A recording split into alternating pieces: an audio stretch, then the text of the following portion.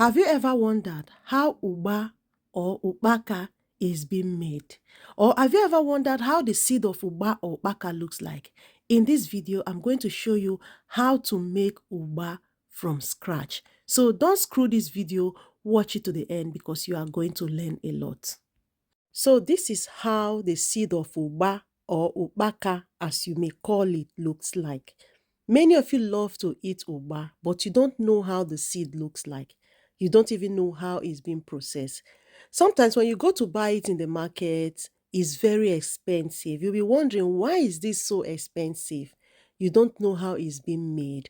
In this video, I'm going to take you guys step by step on how Ugba is being made. As you can see, I'm washing up the seed. Once I'm done washing the seed, I'm going to fill it up with water and I'm going to be cooking it with my pressure cooker. Ugba really takes time to cook. So if you don't have firewood, you don't have pressure cooker, don't try to use your gas to cook Ugba because you are going to waste your gas and it's not going to get cooked. So as you can see, I'm putting it into my pressure cooker and then I'm going to cover it and allow it to cook. This pressure cooker of mine, I use it to cook anything that is going to waste my light. So whenever I want to cook things that are going to take time, I use my pressure cooker. So as you can see, I turned it on and allow it to cook. So at this point, the Ugba is ready. I'm just going to take one out of it and then try to open it to see if it's going to open. So if the Ugba opens, then it is ready for me to separate the back of it from the Ugba. As you can see, the Ugba is ready. So this is how Ugba looks like.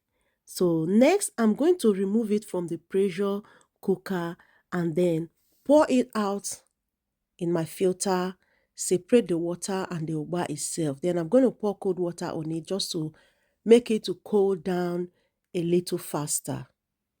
The process of making Ugba is very simple, but Ugba takes time. That is why it's very expensive in the market.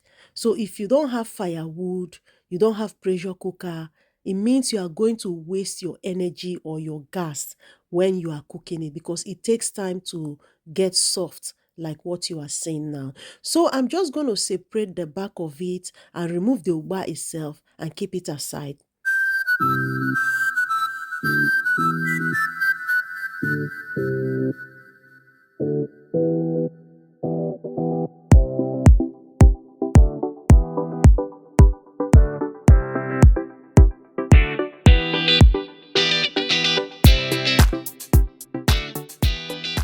So once I'm done peeling off the Ugba, next I'm just going to throw away the chaff because we don't need it. Do you know this chaff is very medicinal? Ugba has a lot of health benefits. Guys, next I'm going to be washing the Ugba neatly and then moving on to the next level, which is to slice the Ugba.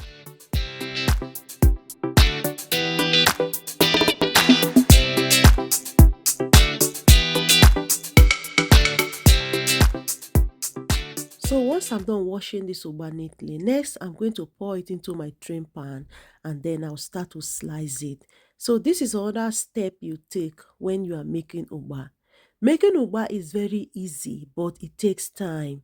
So you move from one stage to another until it finally comes out the way you want it. So as you can see, I am slicing the Ugba, trying to slice it very little, and then I try to open it before I start slicing.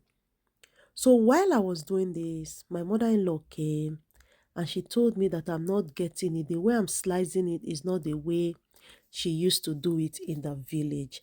And I'm like, okay, show me how it is done. Then I gave her the knife and she told me first thing first, I need to open it.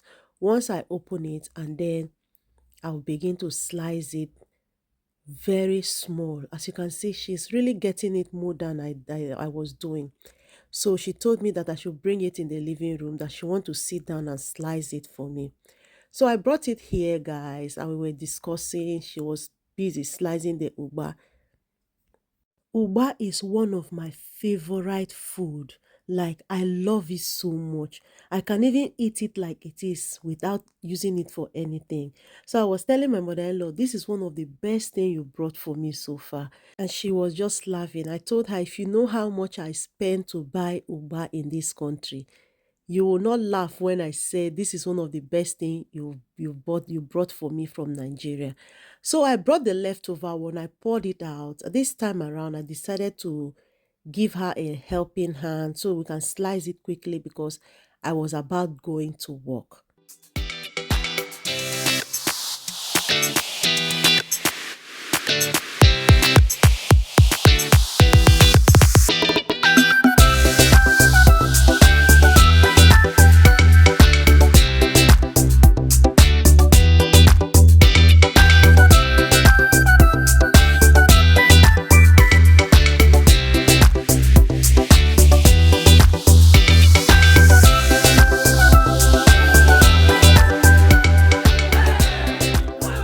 So once we are done cutting this ugba, next is to put it in the pot and cook it for about 30 minutes or allow it to boil.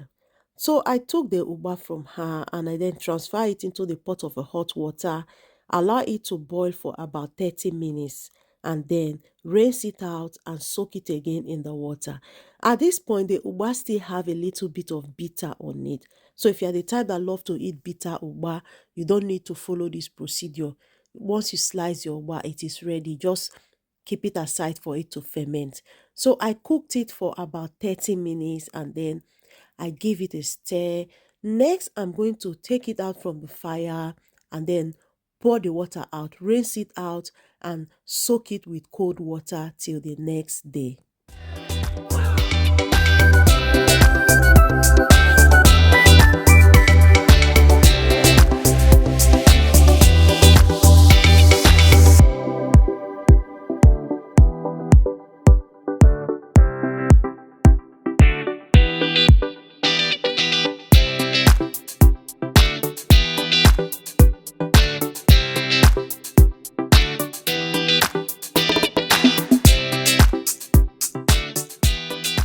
So once I've done rinsing it out, I'm just going to take one of it and taste it to see how if it still have bitter on it.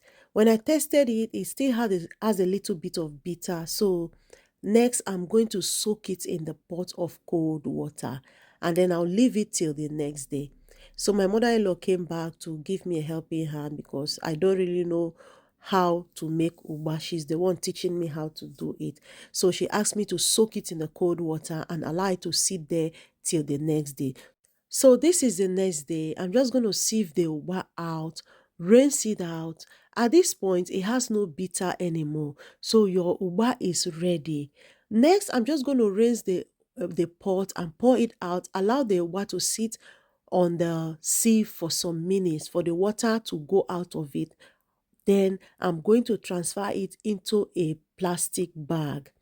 The reason why I am transferring it to a plastic bag is because I love fermented ugba. So I'll leave it in the plastic bag to sit for about 2 to 3 days and then the ugba is ready. If you don't like fermented ugba, at this point your ugba is ready. You can use it to cook, you can eat it like that. Is nice. If you like to ferment your ugba, then ferment. So next, I added salt on it. This salt now is optional. If you don't want to add salt on it, it's fine. So I added salt on it just to bring out the taste more the way I want it to be. So I mix it up nicely and then allow it to sit there until the water goes out of the ugba completely. At this point, you can spread out your ugba and allow it to dry.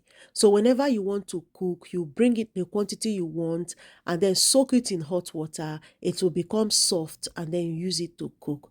So you can also dry this ugba. You can dry it and then keep it aside. Whenever you want to cook, you use it to cook. But because I have constant light, I have light in my house, so I transfer it into a plastic bag, allow it to sit there for about 3 days, and then I transfer it into my freezer.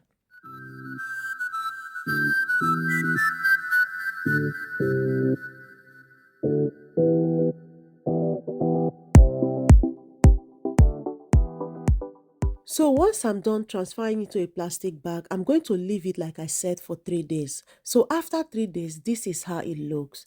Now the Ukpaka or Ugba has fermented the way I want it. Look at it. There's no different with the ones you buy in the market.